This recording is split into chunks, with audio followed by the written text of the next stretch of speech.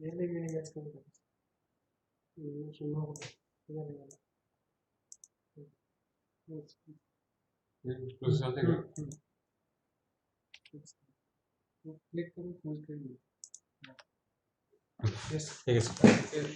आपण बोलायचं नाही बोलू शकत. कॅमेरा हेडफोन लावून बोलायचं.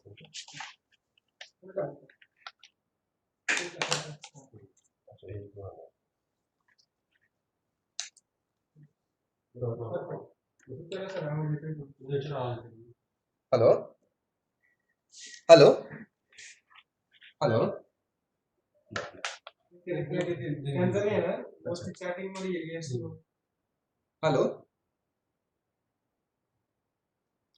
चॅटिंग त्यांचं कुठे hello yes Shrinivas Virazlal, are you able to listen me right? Hello. Yes, sir. Siddharth. Joining the meeting.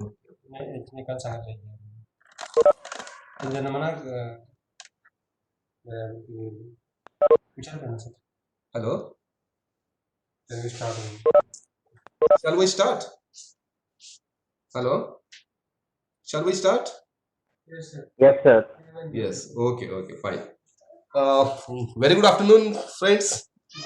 We'll be starting with the multiple pregnancy, twin pregnancy. First of all, the definition. What do you mean by the multiple pregnancy? It's very obvious. It's more than one fetus developing simultaneously in the uterus. Very simple. So, depending on the number of the fetuses, we name it. If it's 2, as we say twins, which is the most common. If it's 3, triplets. 4, quadruplets. 5th is not pentuplets, it's quintuplets. And the 6 and so on. But the most common is twins. So start with the twins. Again, in the twin pregnancy, there are the 2 varieties. One is the dizygotic and another one is the monozygotic. These are the 2 varieties depending on number of ova which got fertilized. Dizygotic twin, it is the most common twin. Next is the monozygotic. In case of dizygotic, there is a fertilization of 2 ova, and so obviously it's what we call it as a true twin pregnancy. Monozygotic pregnancy, here it's fertilization of a single ovum. So that one single ovum divides in 2 fetuses. So dizygotic, as we say, it's a true pregnancy. Monozygotic, in case of when there is only one fertilized ova and that ovum got cleavaged.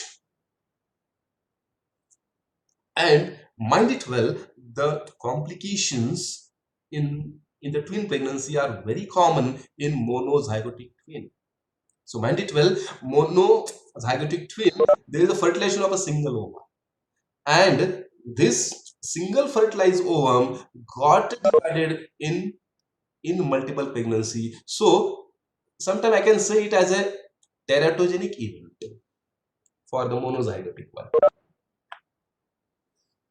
As you read in your textbooks, there's the chorionicity and the zygosity. So this is the, can you see the picture? In case of dizygotic, there are the 2 fertilized ova which are different and they are growing differently. Monozygotic, there is only one fertilized ovum and then it got cleavaged. So, and then depending on when the fusion is happening, that can be converted in diamniotic dichorionic or diamniotic monochorionic or monoamniotic monochorionic.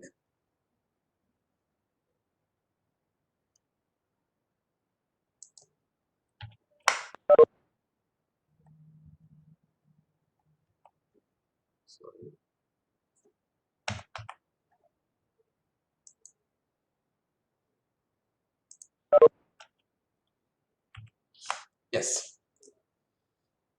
Some terminology regarding this. One is the super fecundation and another one is the superfetation. Super fecundation, here again two ova are fertilized. Obviously, in both of those cases, two ova are fertilized. But interestingly, in case of super fecundation, both those ova got fertilized in the same cycle. Obviously, it's a menstrual cycle. Uh, two ovas from the same menstrual cycle with separate acts of coitus. And in case of superfetation, fertilization of two ova with different menstrual cycles and obviously with a separate acts of coitus. Although both of these are quite theoretical, but it's important you should know it. Super fecundation means in the same cycle, superfetation in the different cycle. So, as you understand, in case of a superfetation, once that woman is conceived, she can get pregnant in the next cycle also. Although it's very rare, but it's interesting, so I mention it here. Superfetation. How common is twins pregnancy? It varies according to the race, countries, and all. It's most common in Nigeria. The incidence is 1 in 20, so it's quite common. It's least common in the far eastern countries. For India, the incidence is 1 in 80. Amongst this, the incidence in the monozygotic twins is quite constant. Variation is with the dizygotic twins.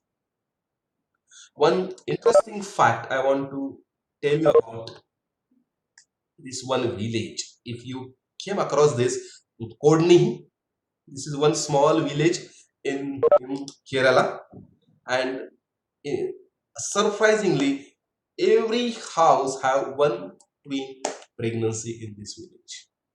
So it's very interesting fact. It's in the Kerala, so that's why it's named as village of twins. What's the reason why it happens in this village? Only no one knows. Research have worked, but they didn't found any special in their food or anything. But somehow it's very interesting to know that Kodni is having the highest incidence of twins worldwide. Hello.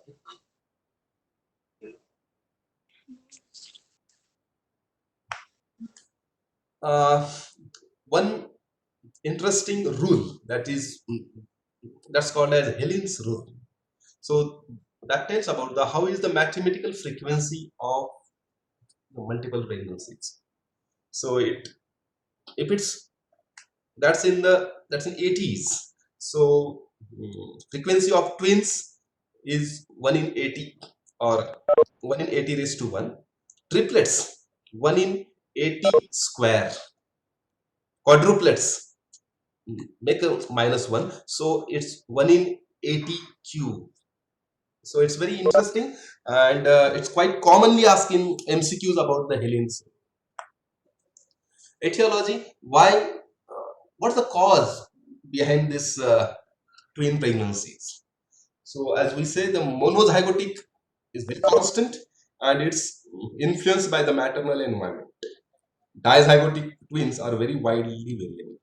So the causes, etiology, we can say that varies with the race. Most common, as I said, is in the Nigeria. Hereditary, yes. If a woman who had history of twin pregnancy on her maternal side, like her mother, her grandmother, her aunt, and all, if she is having the family history of twin pregnancy, it's likely to get inherited in her also. So yes, there is a hereditary pattern for the twin pregnancy.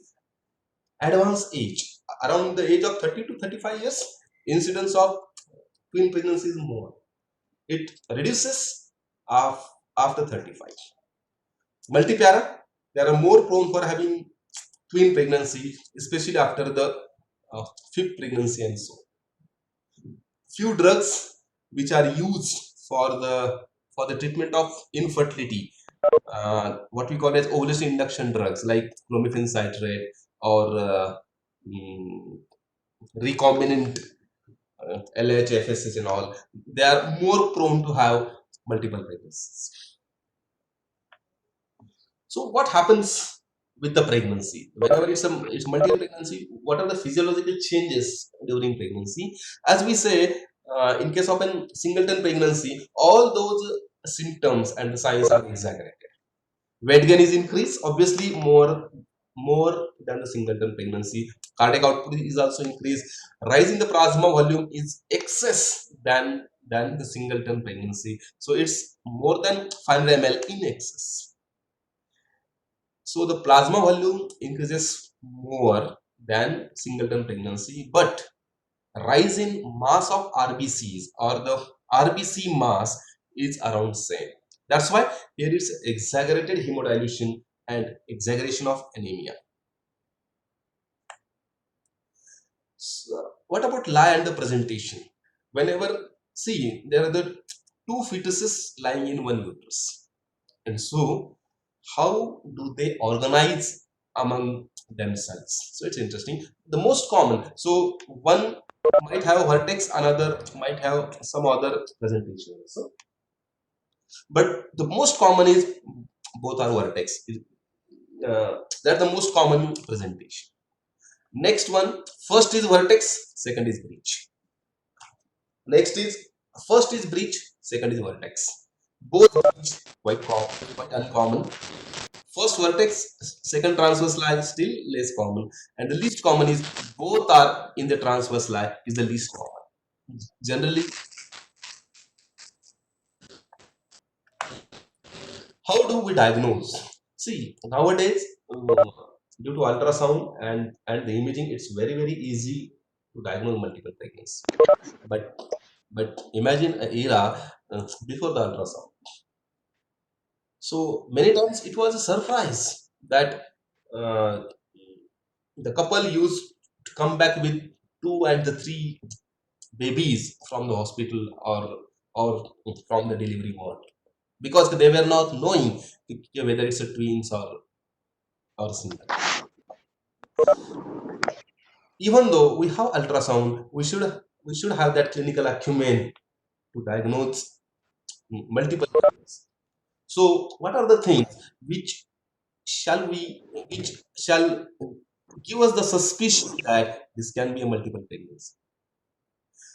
So depending on history, we can suspect if a couple has history of infertility, use of ovulation induction drugs or ART, means assisted reproductive techniques, or if that mother is having a maternal family history of twin pregnancy, suspect twin pregnancy in this case also.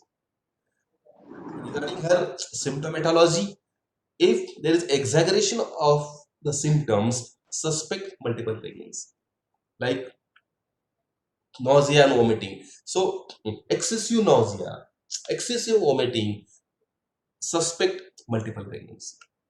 Another very common differential diagnosis in first trimester regarding excessive vomiting. What can be another differential diagnosis?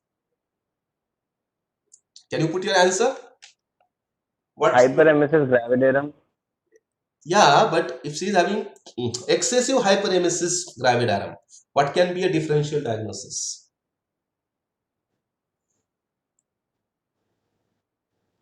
Excessive nausea and vomiting, that we call as hyperemesis. But why it happens? What are the pathologies or what are the conditions which can lead to hyperemesis? Yes, Prachi, very correct. It's a molar pregnancy because more the beta HCG, more is the incidence of or more is the bouts of vomiting and all. Beta HCG is more in molar pregnancy and also far more in case of a multiple pregnancy. So whenever there is a exaggeration of of the Symptomatology, suspect twin pregnancy.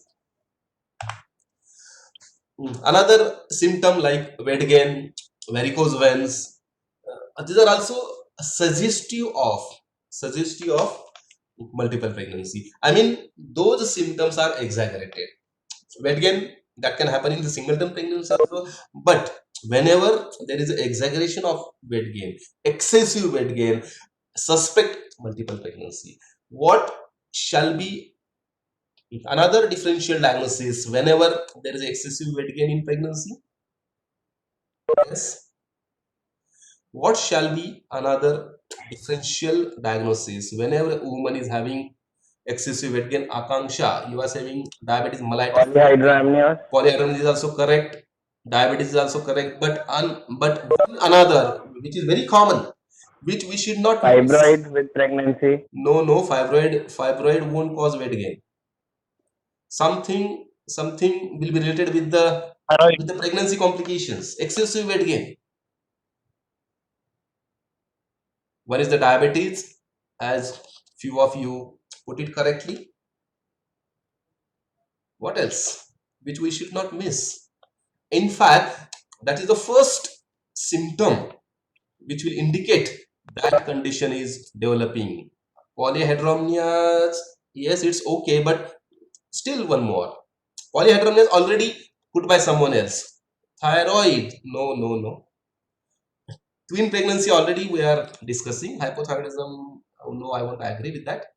Something more common. Hypothyroidism, to cause weight gain, it should have an, I will say, gross hypothyroidism. Yes. Who is this? Zikra. Very correct. PIH, preeclampsia. Excessive weight gain should be the first symptom or a sign of an preeclampsia. Next, by the clinical examination, if we are having excessive abdominal girth, or as we say, sympathio-fundal height more than the gestational age. So whenever sympathio-fundal height is more than the gestational age, suspect multiple pregnancy. What shall be another differential diagnosis whenever a woman is having sympathio-fundal height more than the gestational age? At least 3 to 4 differential diagnosis you should take. Sympathio-fundal height more than the gestational age. What can be a differential diagnosis except multiple pregnancy? GDM, okay, fine. Polyhydramnias is also fine. Something else? Sympathio-fundal height is more than the gestational age. Two answers came till now. One is the GDM, but again, it's not GDM. Okay, try to precise. It should be the macrosomia, right?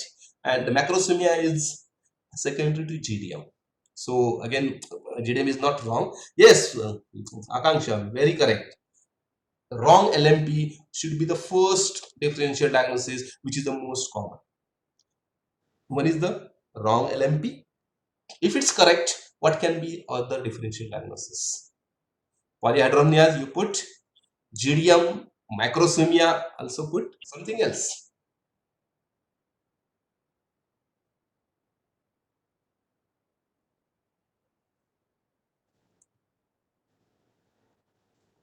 Try to think of some physiological change when there is no pathology, but still sympathio-fundal height is more than the gestation age. What can it be?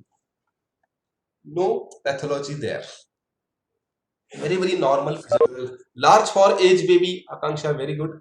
But again, it's a macrosomia as we say about the GDM. Something else?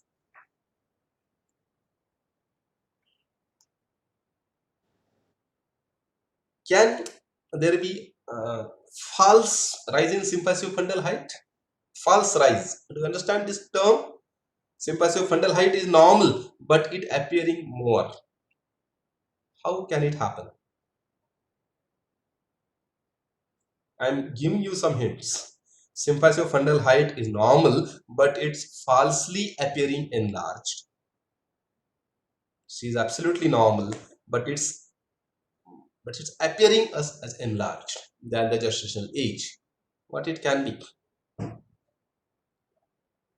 Which organ can enlarge the sympathio-fundal height? Obviously, except uterus. I mean, Any ovarian pathology? Archita Rai, Like Jikra, correct, very good. Bladder, full bladder. Uh, that's why we ask the woman to evacuate her bladder, mm, empty her bladder before clinical examination. Okay, what can be the other differential diagnosis? Sympathio-fundal height is more than the gestational age. One is the wrong LMP. Second is the full bladder. Third is the macrosomia due to GDM. Fourth is polyhydramnios, someone told. Next, you told few comments back, you mentioned it. Probably Siddharth, you mentioned it, but my at that time I was asking about the physiological condition. ovarian tumors Yes, associated with it. ovarian tumor. I mean, any of the pelvic tumor with pregnancy. That can be fibroid. That can be the ovarian tumor also. Right. So the list of differential diagnosis of sympathio-fundal height more than the gestational age. Number 1, wrong LMP. Number 2, full bladder. Number 3, multiple pregnancy. Number 4, polyhydramnios. Number 5, macrosomia. Next one is pelvic tumor with pregnancy. Now, reverse. Whenever the sympathio-fundal height is less than the gestational age, sorry, let me ask another two conditions where sympathio-fundal height is acutely more than the gestational age. Again, these are very purely obstetrical complications. Sympathio-fundal height is more than gestational age. Both those conditions are very dangerous. Which are those? Obviously, both of these are the pathological one.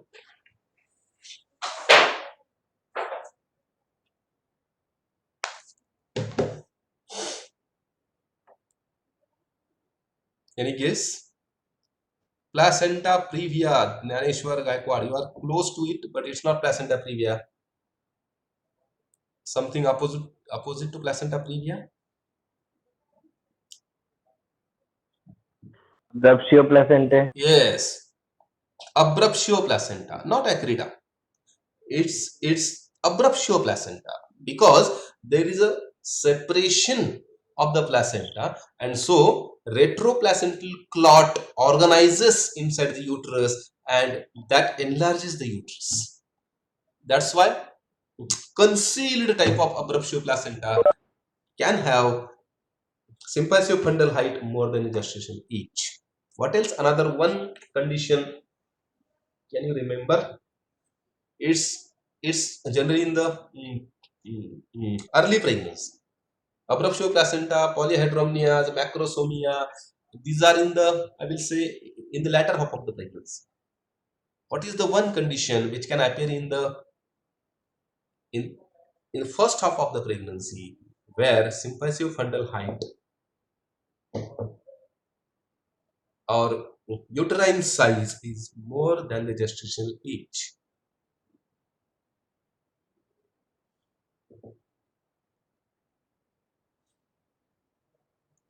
You all know that condition.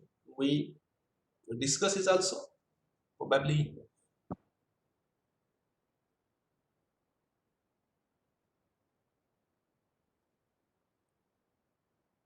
No? So it's vesicular mole, yes. Madiha, very correct. It's a V mole. Right? So all those conditions you should be able to remember where the uterine height, sympathio-fundal height is more than the gestational age. Now reverse. Whenever the sympathio-fundal height is less than the gestation age, what can be a differential diagnosis? What should be the first answer? First thing first, The most common Wrong LMP. first. Yes, very correct. Oligohydramnios. Zikra, very correct. First is long LMP. Second is oligohydramnias. Third is IUGR, as you say, Siddharth. Small baby, uh, better you say as IUGR. It's correct. Another one is IUD also, intrauterine death. So all those conditions related with the fetus. Okay, next coming to the how to diagnose multiple pregnancy. As I say, the weight gain, varicosities, these are in the excessive. Sympathy of fundal height is more than the gestational age, right? Then whenever we do an obstetric examination, we can feel multiple fetal parts. So this multiple, let me precise. So if I am able to feel two fetal heads, so obviously that's a twin pregnancy. Or sometime I may not be able to feel two fetal head, but I can feel three fetal poles. That means there is definitely more than one pregnancy in the uterus. Next, auscultation. If I am able to listen fetal heart sounds at two different places around 10 centimeter away from each other, and if I listen those fetal heart sounds, if their rate is differing by more than 10, it is twin pregnancy.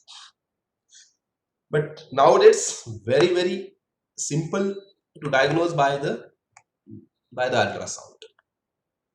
Again, another, what can be the differential diagnosis for the multiple pregnancy? As we say, the polyhydramnias, pregnancy with the pelvic masses, or pregnancy with the ascites. This should be the differential diagnosis, and obviously we have to confirm it with the ultrasound. Sonography can confirm multiple pregnancy diagnosis as early as in the first trimester also. So it's very important to diagnose a multiple pregnancy early. Then determination of chorionicity is very important in case of a twin pregnancy. Mind it well, mono chorionic twin pregnancy carries highest complication, monochorionic. Dichorionic, least complication. That's why it's very important to know the chorionicity, and that chorionicity can be diagnosed the best in the first trimester. As the gestational age advances, this diagnosis becomes difficult, whether it's a monochorionic or dichorionic. So the first trimester ultrasound is the best to know the chorionicity. These are the ultrasound images. If I show you the lambda sign, whenever means there is a separation of the two sacs by the chorions, and that's why we call this as a dichorionic. Inverted T sign suggestive of monochorionicity. Okay, next, come to the complications of multiple pregnancy. Why it's important to learn about the multiple pregnancy? What can be the different complications, and so how shall we manage or prevent it? So start from the early pregnancy. First trimester, it's more common to have exaggerated all the signs and the symptomatology, like nausea and vomiting, anemia. As I say, the hemodilution is also exaggerated. Preeclampsia, yes, incidence of this preeclampsia is more in twin pregnancy. See, whenever there is rise in the beta HCG, there is possibility of preeclampsia increases. Can you tell one example where rise in beta HCG correlate with the preeclampsia? One is a twin pregnancy. Something else where beta Molar. yes, very correct. molar pregnancy. Next one is the polyhydramnios. Antepartum hemorrhage, yes, placenta previa, and abruptio placenta. Both are very common in case of multiple pregnancy. Placenta previa, if you remember, uh, bigger the placental site, bigger the size of the placenta, more is the possibility of the placenta previa. Abruptio placenta, because the volume of uterus more, and so whenever the fetus is delivering out, or if there is ARM, rupture of membranes, there is sudden decompletion, and which can lead to the abruptio placenta. Malpresentation, because both of those fetuses have to organize themselves, and so incidence of malpresentation is more common than single term pregnancy. Preterm labor is this is something very worrisome complication, is the preterm labor, because uterus is enlarged very early. If you remember, regarding how do the labor pain starts, whenever uterus enlarges, stretches itself, at a certain moment labor pain starts, and that enlargement happens very early, in case of a multiple pregnancy, and that's why it's quite common to have a preterm birth in multiple pregnancy. Mechanical distress like respiratory embarrassment, or it's common with the twin pregnancy. Then during the labor, premature or early rupture of the membranes, cord collapse, increase operative interference, because incidence of malpresentation, placenta previa, and more is the incidence of the cesarean section. Postpartum hemorrhage is something very very special, very very common in case of a multiple pregnancy. After the delivery also, uh, complications are quite common, like sub involution, infection, and lactation failure. Regarding the fetal complications, miscarriage rate is quite common, especially in which type of twin pregnancy miscarriage rate will be more common. In the introduction only, I told you one sentence. Do you remember it? Yes, monozygotic, because nature created only nature fertilized only one, but somehow it developed in twin, monozygotic. So it's more common in case of monozygotic miscarriages, and even all the complications are more common in monozygotic as well as monochorionic. Prematurity, a discordant twin growth.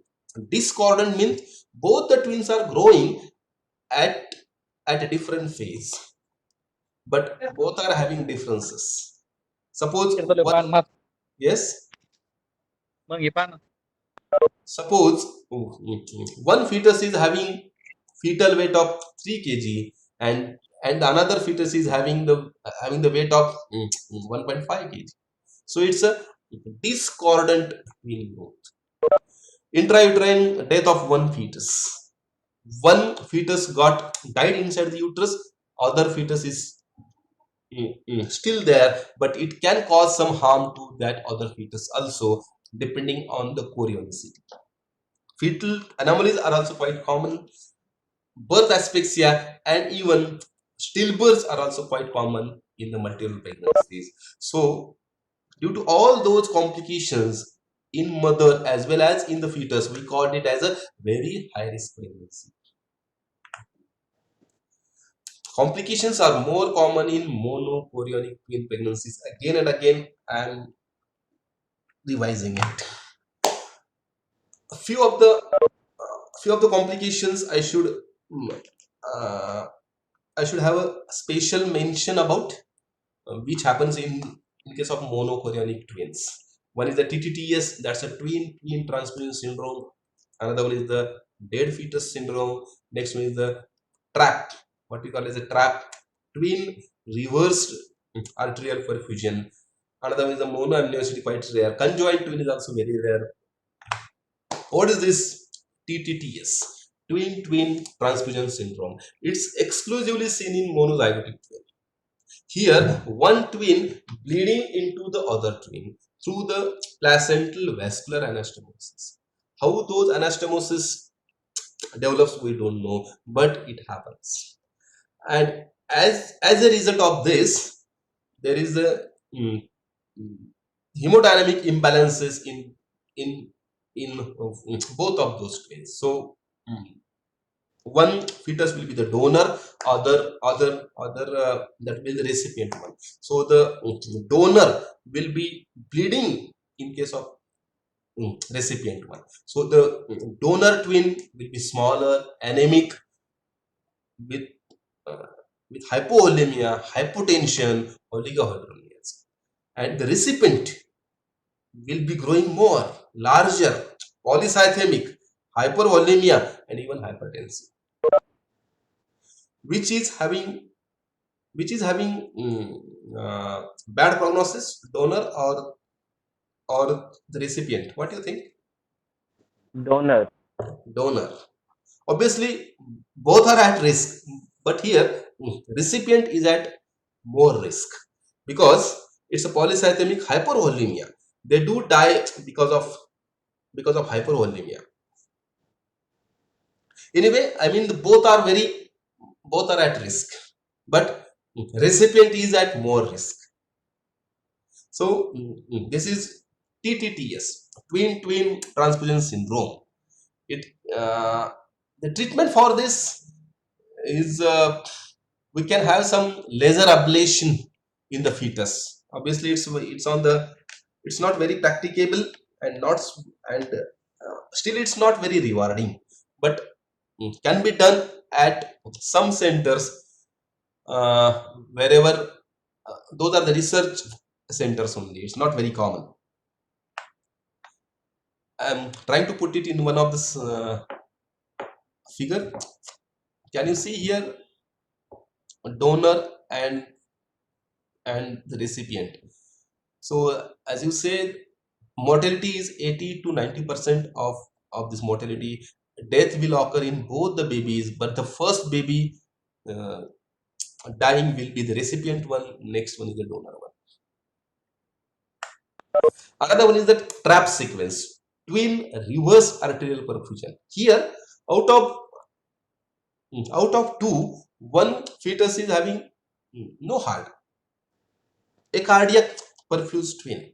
Blood supply from a normal co-twin will be going to that through a large arterial or vein into the vein anastomosis. Co-twin will also die due to the high output cardiac failure.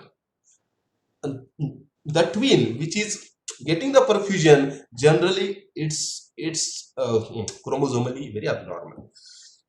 So both of those twins are having very poor prognosis.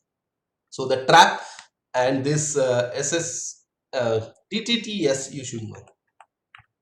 Another special case is conjoined twin. I will discuss it later. So how shall we manage a twin pregnancy? Now actually you know what are the high risk factors, what are the complication laws. So how do we manage it? So the management should be in case of before labor, during labor, and then after the labor. So before labor means what we call as a antenatal management. Early diagnosis is the key. Unless until we diagnose it, we can't offer her the special treatment.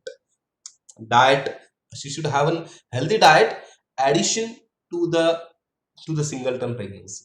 Iron, calcium, folic acid, everything should be supplemented. Interval of ANC visits should be more frequently depending on her condition. Fetal surveillance should be more frequent. See, in case of a singleton pregnancy, we do ultrasound after the 20th week. We do it at 28th week, and then then routinely we do at 36th week and all. But whenever there is a twin pregnancy, we have to do ultrasound every monthly. Every monthly we have to do ultrasound if it's a low risk, I mean dichorionic pregnancy. But if it's a uh, if it's a monochorionic pregnancy, complications are more. So here we have to do every 15 days we have to do ultrasound, so the fetal surveillance should be more. Hospitalization, all those women who are at risk, especially the monochorionic, should be admitted earlier.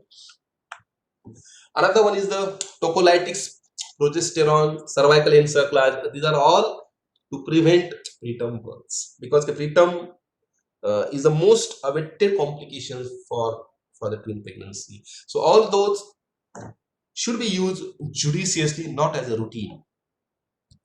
Corticosteroids, as we know, what's the role of the corticosteroids in case of a multiple pregnancy?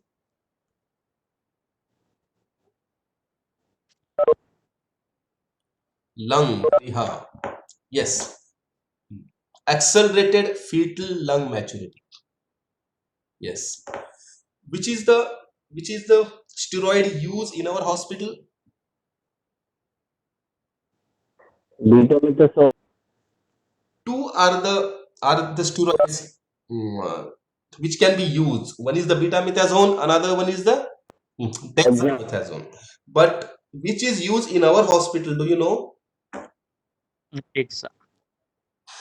Yes, Dexa. yes, we use a dexamethasone. Why not betamethasone? If you go in the literature, you will see that betamethasone is better than dexamethasone, but still we use dexamethasone. Why? Mind it well. Yes, betamethasone is definitely better than the dexamethasone, but that salt of that betamethasone is not available in India, and that's why we go with the dexamethasone. What is the dose for the dexamethasone we follow in our hospital? 6 milligram 4 dose. Yes, 6 milligram 4 doses should be given. 6 milligram should be given every 12 hourly. Every 12 hourly. Suppose if we give her today 9 a.m. in the morning, 9 p.m. in the night, and in the next day again 9 a.m. and 9 p.m. So 6 milligram 12 hourly deep intramuscular 4 doses of dexamethasone. This is the regime follow in our hospital. Regarding the labor, uh, as I said, more is the operative intervention in case of twin pregnancy. So those are the indications for LSCS. One, so which twins should be offered LSCS? One, obstetric indications like twin pregnancy with placenta previa, twin pregnancy with abruptio placenta, twin pregnancy with CPD, twin pregnancy with severe IUGR, twin pregnancy with all those should be offered cesarean section. But what are the conditions? Special, Renam. yes, Aurangabad. yes. I'm not able to listen. Anyway, those are the conditions special attributed to the twins, which those Little sir. those should be offered LSCS when one first fetus is non-vertex. See, I told you the most common is both are vertex. Next is first vertex, second breach. Third is first breach, second vertex. So in those twin pregnancy, wherever the first fetus is non-vertex, Means first is breach or a transverse lie, that should be offered LSCS. Do you know which is the first and the second? How do you say which is the first and the second? What's your idea? Before telling this, first is fetus, I should clear what do you mean by first and the second. So what do you think? Who is the first? Shashrik, closer to LUS. Madiha, whoever is engaged. And if both are non-engaged, then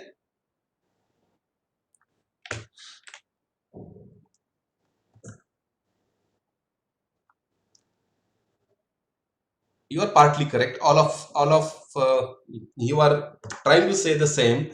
Whoever will be coming first will be the first. Means whoever is close to the cervix or the lower uterine segment is the first one, right? So the lower one is the first one. So if that first one is non-vertex, she should be offered LSCS. If there is a twin pregnancy with certain complications like IUGR and all, she should be offered LSCS. If the twin is monoamniotic, she should be offered LSCS. Monochorionic twin with TTTS. What do you mean by TTTS? Twin transfusion syndrome should be offered LSCS. Sometimes it's very rare. I put it at the fifth collision of both the heads. Both the heads are fighting with each other at the brain, and no head getting engaged inside the birth canal. So non-engagement of both the heads should be offered LSCS, right? So all those are the indications for LSCS. Rest all other can be offered vaginal trial.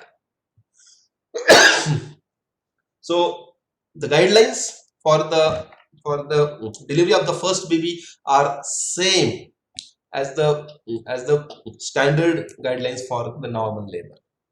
But one thing we all should remember, see, whenever there is only one fetus, once the baby is out, stage 2 is over. Then actually there is a stage 3. How do we manage stage 3? We give injection methargine or oxytocin intramuscularly to the mother immediately after the birth of the baby, right? But whenever there is a twin pregnancy, should not give that after the delivery of the first baby. Once the second baby is also out, you have to give that methargine or oxytocin. Otherwise, what will happen? If it's given accidentally, yes, very correct. Tetanic contraction, uterine os will get closed, and the second baby, which is still waiting to come outside, will get distressed. So this is the word of the caution. Injection methargine or oxytocin should not be given immediately after the birth of the first baby. We have to wait till the second baby. Now, delivery of the second baby. So once the first baby is out, we have to confirm the lie, presentation, and the fetal heart sounds of the second baby. If it vertex or breach, do ARM, so that contraction will aggravate, and then it will be easier to deliver. Do ARM, and still contraction are not increasing, we have to start with oxytocin. And obviously with the contraction, that baby should come out. Generally, in case of a multiple pregnancies, both the babies are generally smaller, so there should not be more problems to deliver them vaginally, but we have to ready with the complications. Okay, so the first baby came out. Second baby, we are waiting to come out. We give oxytocin, still it's not coming out.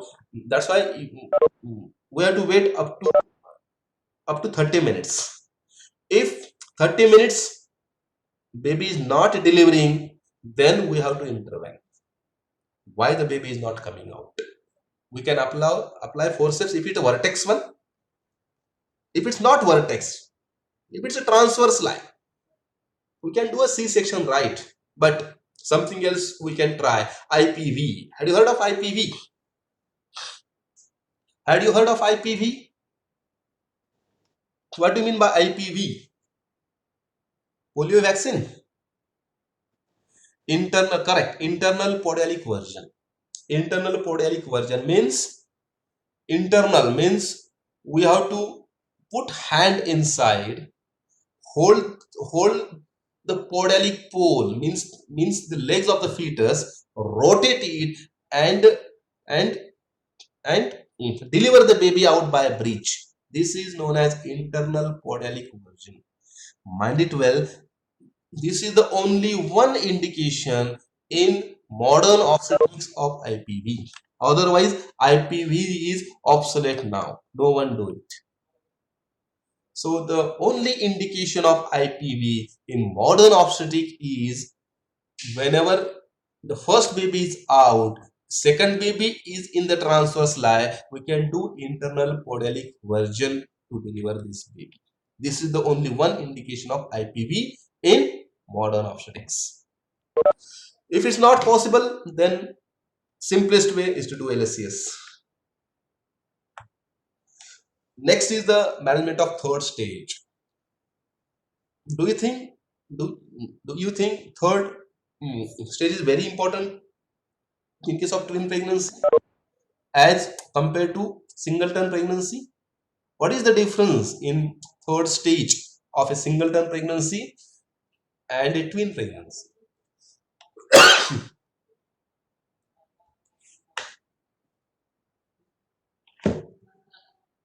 What is the difference?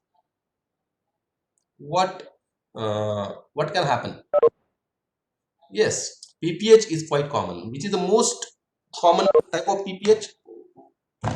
What is the commonest cause of PPH? Atonic PPH, correct, very good. So what's the correlation of this PPH with a multiple pregnancy? Why there should be atonic PPH in multiple pregnancy? What might be the logic behind that? Why it's more common? Yes, Rita, what you saying? More growth in size. Yes, more growth in size. So what happened? Fetus overstretched. Yes, correct. Uterus was overstretched, over distended for months together, and now it's empty, and so it will take more time to get its tone. So it remains flabby for a long time, and so atonic PPH is very common in case of a multiple pregnancy. That's why we have to manage third stage actively, as we say AMTSL. What do you mean by AMTSL? AMTSL. Obviously, it's a very well used short form. AMTSL, active management of third stage of labor. Yes, very correct. What are the components of active management of third stage of labor? How do we manage third stage actively? What we do actively?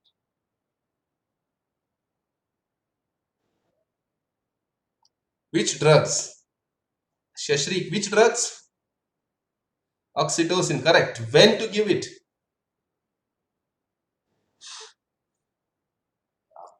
Methargine, okay, fine. Oxytocin, methargine. Which drug we use in our hospital for AMTSL? Oxytocin, methargine, misoprost, or the carboprost. 1 minute after the delivery. What do you mean by 1 minute? No. See, whether it's a multiple or a singleton pregnancy, injection oxytocin should be given within 1 minute after the delivery.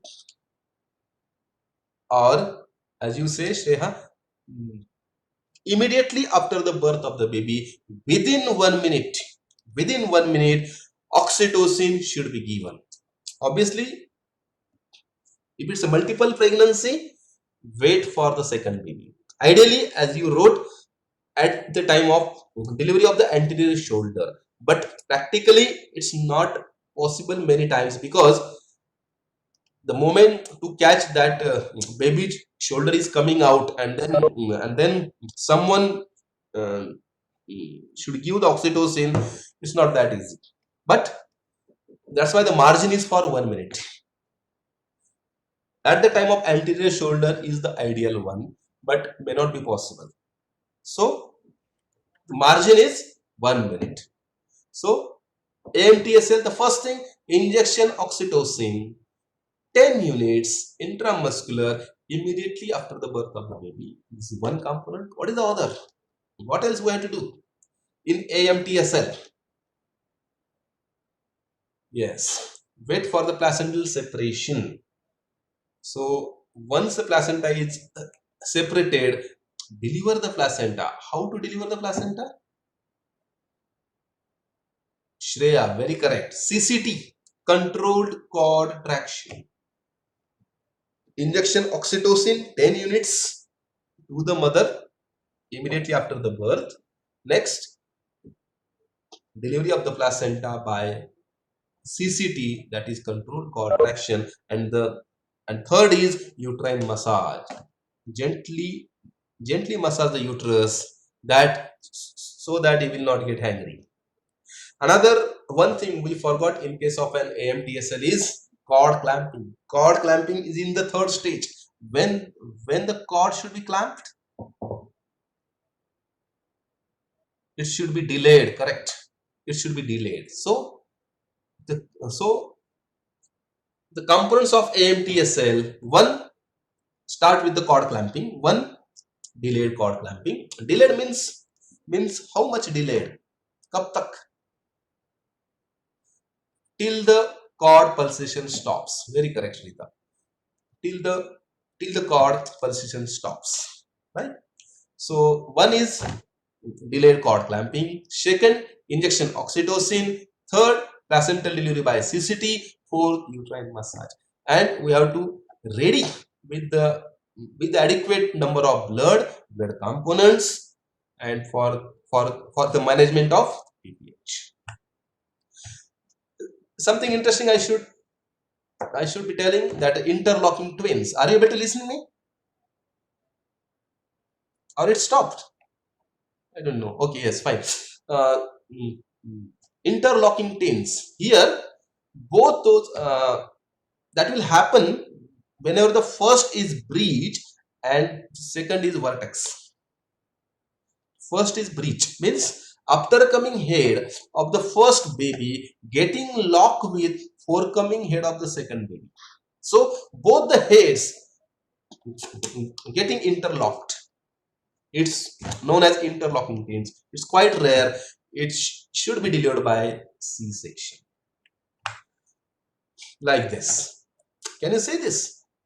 So this first baby breech, that's the after coming head, and second baby forthcoming head. Both the heads got locked and none of the head is coming out. It's a very dangerous, scary condition. Interlocking twins. Another one is a conjoined twin. It's very rare, extremely rare. So depending on the where are they joined, they're having the certain types where they fuse. One is the thoracophagous, which is the most common, pyophagus, craniophagous, ischiophagous. All those should be diagnosed earlier in the ultrasound. If we are able to diagnose earlier, we can offer them. Thank you. Is it okay? Are you able to listen all this? Are you able to understand this? Very first time I do have this opportunity to have an online session. Okay, fine. Thank you.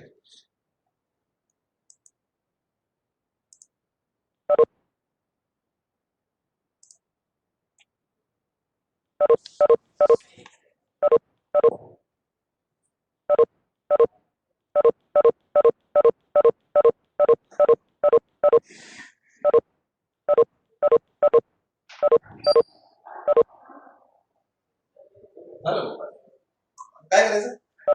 झालं ना? काय करायचं? इथे बंद करू.